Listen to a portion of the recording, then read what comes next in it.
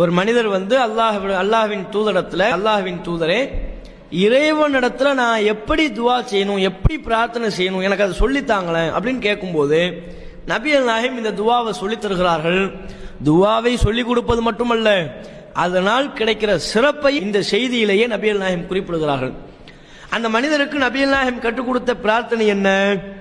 ரசூலுல்லாஹ் அந்த மனிதருக்கு சொல்றாங்க, நீ அல்லாஹ்ட்ட துவா கேட்கும்போது என்ன கேட்கணும்னா, அல்லாஹும்ம ஃபிர்லி வர்ஹம்னி வஆஃபினி வர்ஸுக்னி.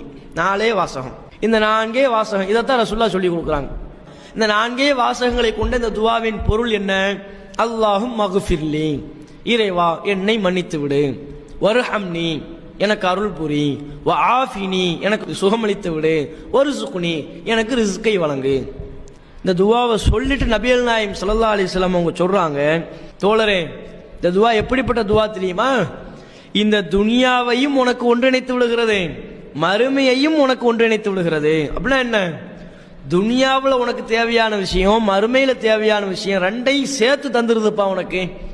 இந்த ஒரு துவாவை நீ அல்லாஹ்விடத்துல தொடர்ந்து கேட்டு வந்தா துனியாவும் உனக்கு கிடைத்து விடும், அல்லாஹ்வுடைய அருள் செய்கிற அடிப்படையில் மறுமையும் உனக்கு கிடைச்சிடும். துன்யாவையும் நீ பெற்று விடுவாய், மறுமையையும் பெற்று விடுவாய். இரண்டையும் ஒருங்கிணைத்து உனக்கு பெற்றுத்தரக்கூடிய ஒரு பவர்ஃபுல்லான துவாங்கிறாங்க.